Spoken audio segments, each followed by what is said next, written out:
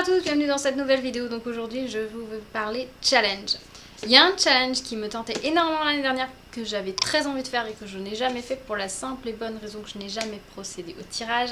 Donc cette année je vais le faire et je vais le faire avec vous. Donc c'est le challenge Random Pal que vous pouvez retrouver sur le forum Livre Addict. Le but consiste à tirer 18 livres de sa pile à lire et d'en lire 12 dans l'année.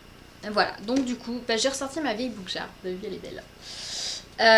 C'est une bookjar que j'ai remplie il y a 1 an et demi, donc toutes les acquisitions qui datent d'un an, 1 an et demi ne sont pas dedans. Donc c'est vraiment les vieux livres de la palle, donc je vous propose qu'on tire ensemble les 18 livres de cette pile à lire dans l'année. Donc je vais les tirer tous d'un coup et je lirai après. Donc 1, 2, 3, 4, 5, 6, 7, 8, 9, 10 et 11, 12, 13, 14, 15, 16 et 17 et 18. Vous pouvez constater que j'ai compté jusqu'à 18. Alors, je pense que je les ai tous rassemblés. Alors nous allons les ouvrir ensemble, vous allez avoir ma réaction en direct et espérons que ce soit des bonnes surprises. Les yeux jaunes des crocodiles de Catherine Pancol. Aïe, il est énorme celui-là, c'est pour ça que je le lis jamais. Mais par contre dans la foulée, il faudra que j'emprunte la suite pour pouvoir lire après si je veux. La princesse qui croyait au conte de fées, échec, je l'ai enlevé de ma bibliothèque. Donc il va falloir que j'en retire un autre. Voyageur sans bagage, le bal des voleurs de Jean Anouilh, 2 pièces de théâtre. Parfait, ça correspond à mon challenge. 10 pièces de théâtre dans l'année. Une épouse presque parfaite de Laurie Colwyn. Parfait, je l'avais sorti l'année dernière en me disant qu'il faudrait que je le lise. Je l'ai mis dans la bibliothèque, pareil, il me semble que c'est une grosse brique. L'ombre sur le bonheur, un peu de romance, vieux jeu. Parfait, parfait. Je suis un tremblement de terre de Martin Page. Ça, c'est tout petit livre jeunesse, donc ça devrait pouvoir se lire dans l'année. Les amoureux de l'hôtel de ville de Philippe Delerme. Vous savez que j'adore Philippe Delerme, donc ce sera l'occasion de le lire. Pour le moment, ça va. Un qui n'y est plus, mais les autres, intéressants. Un roman français de Frédéric Beigbeder que j'ai déjà lu et qui n'était pas un coup de cœur du tout. Donc je vais pouvoir retirer un autre papier. Le nœud de vipère de François Mauriac, et ben un classique que je n'ai pas lu. Parfait. La clé à molette de Primo Levi. Des années qu'il est dans ma bibliothèque. Pareil, il faut que je le lise. D'ailleurs, je sais même pas comment il atterrit. Je me demande si c'était pas mon frère. Mémoire d'une jeune fille rangée de Simone de Beauvoir. Pareil, déjà lu. Je vous en ai pas parlé parce que c'était une lecture que j'ai trouvée assez personnelle. Donc voilà, c'est pour ça que je vous en ai pas parlé. Il n'a jamais tué personne, mon papa, de Jean-Louis Fournier. J'avoue qu'il ne me tente pas plus que ça, celui-ci. Un silence de clairière de David Thomas, que j'ai également lu. La Dame du Manoir. Ça doit être une vieille romance, mais je sais pas du tout où il est. Je sais pas où il est dans ma bibliothèque. Au pire, si je le retrouve pas, je tirerai autre chose. Un amour de jeunesse de Anne Packer. Ça me dit rien non plus. Il va falloir que j'aille chercher. Ivanov de Tchekhov. Une autre pièce de théâtre. La maîtresse de mon mari de Madeleine Chapsal. J'ai lu un Chapsal il n'y a pas longtemps qui ça m'a bien plu, donc ça risque d'être rigolo. Et le dernier, À l'ombre du Magnan de Christophe Masson. Bah, il faut absolument que je lise depuis des lustres celui-là. Donc du coup, j'en ai 4 à repiocher. C'est reparti. 1, 2, 3 et 4. Climat de André Mauroy. Ça tombe bien parce qu'il me semble que quand j'ai fait le tri de la bibliothèque, je l'ai mis de côté parce que je voulais le lire. Petit homme et les princesses de Jacques Rivet. Mais ça me dit absolument rien ce livre. Rien de rien de rien. Je vais le mettre de côté, si jamais, parce que si je le retrouve pas...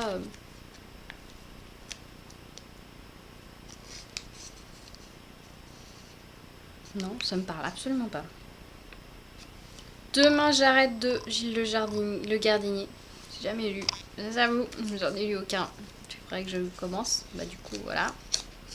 Et les liaisons dangereuses de Choderlos de Laclos. J'ai quand même pioché pas mal de bricasses. Donc, bah, ce que je vais faire, c'est que je vais mettre en pause cette vidéo. Je vais aller chercher tous ces livres dans la bibliothèque et je vais vous les montrer. Je vais quand même en repiocher un pour celui-ci parce que je ne suis absolument pas sûre de le retrouver parce que ça me dit rien. Donc au cas où je ne le retrouve pas, ce serait Dernier inventaire avant liquidation de Frédéric Beck-Beger. Bon, et bien à tout à l'heure. Me revoilà, donc pour commencer, Le Petit Homme et les Princesses de Jack Rivet, que je ne savais pas du tout ce que c'était, c'est ça. J'ai vérifié dans mon application bibliothèque sur mon téléphone ce que c'était et j'ai mis un moment avant de remettre la main dessus. Vous voyez, je savais même plus que c'était dans ma bibliothèque. Je sais même pas comment ça y est arrivé. Donc bah voilà. Donc c'est chez l'école des loisirs, collection Maximax. Donc du coup, j'ai quand même sorti les 18 autres et celui-ci je l'ai mis en plus. Hein. Je me suis dit que c'est un jeunesse, j'arrive peut-être à le caser. Alors ensuite donc je vous présente Le Voyageur sans bagage suivi du Bal des voleurs de Jean Anouilh. C'est aux éditions Folio, donc pièce de théâtre, c'est cool, ça va pouvoir compter pour mon challenge pièce de théâtre et eh bien c'est quand même un grand classique que je n'ai pas lu, donc il faut vraiment que je le fasse et bah c'est cool parce que j'ai envie de lire pas mal de théâtre cette année. François Mauriac, Le Nœud de Vipère, donc une vieille édition du livre de poche. C'est pareil, je peux vous lire rapidement ce qu'il y a derrière. Non, ce n'était pas l'argent que cet avare chérissait, ce n'était pas de vengeance que ce furieux avait faim. L'objet véritable de son amour, vous le connaîtrez si vous avez la force et le courage d'entendre cet homme jusqu'au dernier aveu que la mort interrompt. A priori, c'est son chef-d'œuvre. Hein, voilà, ça fait un moment que j'ai envie de le lire et j'avais pas osé le lire. C'est un vieux livre, mais vous voyez, je suis pas sûre qu'il ait été lu un jour. Voilà, donc bah, j'ai hâte. En plus, j'aime beaucoup la couverture. Je sais pas ce que vous en pensez, mais c'est joli comme tout. Ensuite, dernier inventaire avant liquidation de Frédéric Beck-Beger. Alors là, j'avoue que je suis un petit peu inquiète parce que j'ai pas du tout aimé un roman français, donc je sais pas si c'est sur la même veine. Et peut-être que finalement c'est sa façon, son humour que je n'aime pas. Mais bon, celui-ci est 99 francs étant, on va dire, c'est incontournable, je vais lui donner une chance, on verra. Hein, si j'aime pas, j'aime pas. Par contre, je suis pas sûre de me forcer à le finir. Par contre, si j'aime pas. Une épouse presque parfaite de Glory Colwyn, donc au livre de poche. Celui-ci, je l'ai sorti dans l'année parce que quelqu'un en avait parlé sur un des réseaux sociaux. Et j'avais super envie de le lire et finalement je l'avais sorti, je l'ai pas lu tout de suite et après j'avais plus envie. Donc voilà, donc du coup là je vais me le remettre en avant. Elle l'avait bien vendu, elle l'avait bien vendu, donc a priori ça devrait me plaire. Un livre que quand j'ai rangé ma bibliothèque, je l'avais mis de côté parce que j'ai vraiment envie de le lire. Depuis que je l'ai, j'ai envie de le lire. Pareil, tout neuf. C'est Climat d'André Mauroy. Je ne sais pas si vous voyez la couverture, comme elle est chouette avec cette couverture art déco. C'est une histoire d'amour. Pourquoi l'amour ne suffit-il pas? Ça me fait super envie depuis que je l'ai et j'ai jamais passé le cap. Je sais pas pourquoi, c'est stupide. Donc là, il faut absolument que je le lise. Alors il y a des pages qui sont cornées, mais grosses cornes, donc ça c'est pas moi. Mais il y en a plusieurs, donc c'est peut-être des passages que la personne avait trouvé intéressants ou alors elle a lu le début, je sais pas si vous voyez, le début doucement et ensuite elle l'a dévoré d'une traite, je sais pas, on verra. Les liaisons dangereuses de Choderlos de Laclos dans la collection Garnier Flammarion. Voilà, c'est mon édition du lycée. Voilà, le seul inconvénient c'est que c'est petit, c'est que le papier est vachement blanc. Et j'aime mieux quand le papier est un peu moins blanc, surtout qu'on voit un petit peu en transparence. C'est super agréable. Donc je sais pas si je le lirai en version papier ou en version numérique vu qu'il est dans le droit public. Ça fait des années que je me dis qu'il faut que je le relise. Donc là, j'aimerais bien cette année avoir le courage de le sortir. Donc si je ne le sors pas, vous avez le droit de me le rappeler que je l'ai à lire. Je suis un tremblement de terre de Martin Page aux éditions L'École des loisirs, collection 9. Tout petit livre, voilà. J'avais mis de côté aussi quand j'ai rangé ma bibliothèque en me disant faut que tu le lises. Il est court, lis-le. Ça fera toujours un livre de plus de ta palette. Donc voilà. Celui-là, si je l'ai pas lu à la fin de l'année... Remarque que si j'ai lu les pavés à la place, c'est pas mal non plus, hein, il prend moins de place. Un amour de jeunesse de Anne Packer, pardon, c'est chez Point. Je vous disais que je ne savais plus du tout ce que c'était, hein, alors que je l'ai mis de côté pour le lire, parce qu'il y a une robe sur la couverture et que ça correspond à un des items du challenge des 4 maisons. Voilà. Donc en fait, j'avais mis de côté. Donc par contre, c'est une belle petite brique, hein, ouais, 500 pages. Voilà. Mais il me faisait bien envie quand j'ai rangé ma bibliothèque, pareil, j'avais mis de côté, donc c'est cool. Cool quand la jarre elle est d'accord avec ce que j'avais mis de côté. Ensuite, Ivanov de Tchekhov aux éditions L'Arche, donc une vieille édition. J'adore la police à l'intérieur.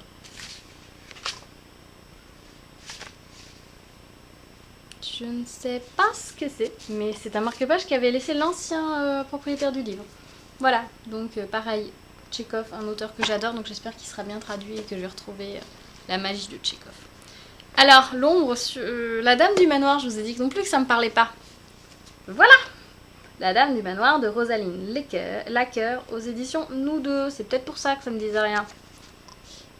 J'adore en fait côté romance. J'aime beaucoup les romances anciennes, celles qui sont complètement désuètes, où rien qu'un tendre baiser ou un effleurement de la main, c'était vous. Voilà, donc j'aime bien ce genre de romance. Donc j'avais dû le chiner en vide-grenier, je pense, il est tout bien en bon état.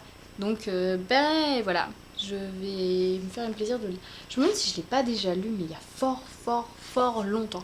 Donc on verra. La clé à molette de Primo Levi chez 10-18.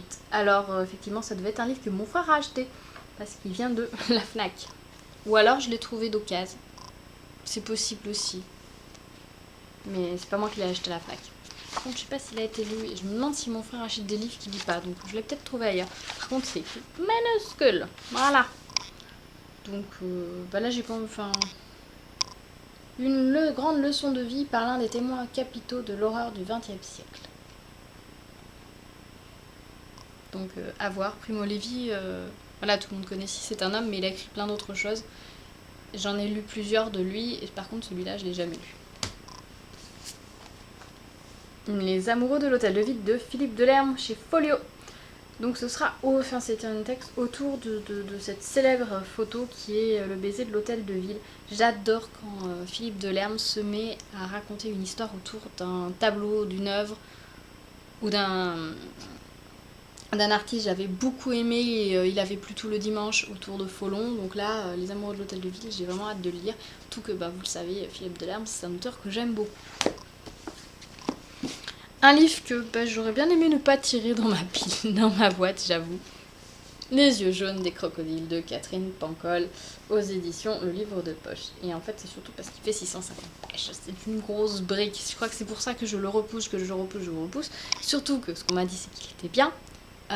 Surtout on m'a dit que ça se lisait vite, donc j'espère que c'est pas non plus... Enfin voilà, que l'histoire est quand même simple. Enfin, c'est pas de grande littérature, mais que ça se lit bien. Et qu'on a très envie de lire la suite. Et la suite est encore plus... Enfin, c'est 2 volumes encore plus épais que celui-là. Donc, du coup, c'est ça qui me refroidit un petit peu, quoi. Déjà, j'aime pas trop lire des livres qui sont en plusieurs tomes. Mais alors, en plus, quand c'est des grosses briques, ça me démotive un petit peu. Bon, on verra. Hein, de toute façon, il y a 7 livres que j'ai le droit de ne pas lire dans l'année. Donc, peut-être qu'il sera dedans. Si vous voulez vraiment que je le lise, motivez-moi. L'ombre sur le bonheur de Concordia Merel. C'est chez Talendier. Collection Les Heures Bleues, pareil, une vieille romance. Papier tout jauni et tout. Vous avez le droit de vous moquer. Alors, un livre que j'avais reçu en swap il y a 3-4 ans maintenant, que j'ai toujours pas lu, mais que tout le monde a lu. Demain j'arrête de Gilles Le Gardinier, chez Pocket. Donc il faut que je le lise. Je voyais plus énorme, hein, je le voyais plus de la taille des yeux jaunes des crocodiles. En fait, il fait 400 pages. Ce qui est déjà pas mal, on dirait, mais il écrit gros, aéré, faut que je le sorte, quoi. Tout le monde l'a lu, tout le monde l'a trouvé génial, et j'ai pas d'excuses, quoi. La maîtresse de mon mari, de Madeleine Chapsal, au livre de poche, petit livre. J'ai lu dernièrement d'elle Un oncle à héritage, je me suis marrée, c'était super marrant, super divertissant, donc j'espère passer un excellent moment aussi avec. Ensuite, Il a jamais tué personne. Mon papa de Jean-Louis Fournier, toujours au livre de poche. Alors là, par contre, c'est un tout petit livre avec des chapitres super courts. sais pas pourquoi il est encore dans ma pile à lire. Je me demande si j'en ai pas entendu parler sur les réseaux sociaux et comme quoi il était bien. Donc je vais le lire, je verrai. Peut-être, je sais pas. Peut-être que j'appréhende à cause du titre, je sais pas. Mais pourtant, il est connu, il est apprécié de beaucoup de monde. Donc voilà, faut que je le lise et que je me fasse mon opinion dessus si vous l'avez aimé. N'hésitez pas à me dire ce que vous en avez pensé pour me donner vraiment envie de le lire. Et pour finir, un livre que je n'ai pas vraiment d'excuses pour pas le lire parce qu'il me fait super envie, mais que je garde dans ma pile à lire parce que je sais que du coup, je l'ai toujours à lire. Vous voyez, je sais pas si ça vous fait ça aussi, que certains livres, on les a et qu'on ne peut pas les lire pour les avoir encore à lire. Il s'agit de À l'ombre du Bagnan de Christophe Masson, c'est aux éditions Baudelaire. C'est un auteur qui s'auto-éditait et qui maintenant est publié aux éditions du Revoir, que j'ai rencontré. Il est dédicacé. Et que j'aime beaucoup. J'aime beaucoup sa démarche d'écriture parce qu'il fait, des recherches, il part en voyage quelque temps dans le pays, il s'imprègne de la culture et il revient et il écrit un roman. Donc à chaque fois, il voyage pas mal. Et du coup, voilà, il me fait super envie.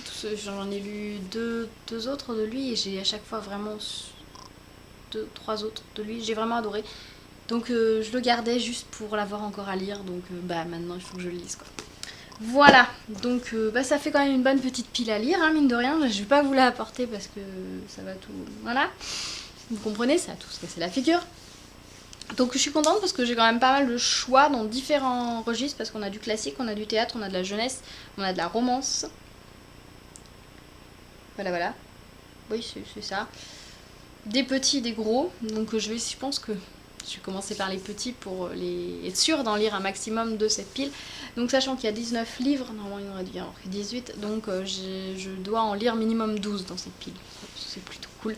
Je suis plus contente des choix, surtout plusieurs étaient déjà dans ma pile, on va dire, d'envie prioritaire de ces derniers temps, donc là, pas d'excuses.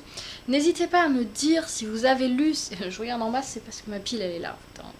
Donc n'hésitez pas à me dire si vous avez lu certains de ces livres, si certains vous me les conseillez davantage, si je peux faire l'impasse selon vous sur d'autres que je peux mettre en moins prioritaire. N'hésitez pas aussi à me dire si vous participez à ce challenge, si vous avez tourné une vidéo ou que vous avez écrit un article dessus, ou que vous avez présenté les livres que vous allez lire, n'hésitez pas à me mettre le lien en commentaire, ça me ferait un plaisir d'aller voir, de regarder vos vidéos, de commenter, de lire vos articles. Si vous voulez nous rejoindre, ça passe sur Livre Addict, c'est le challenge Random Pal 2018. Voilà, et bien avec tout ça, je vais retourner lire et je vous dis à bientôt sur la chaîne pour une nouvelle vidéo. Bye.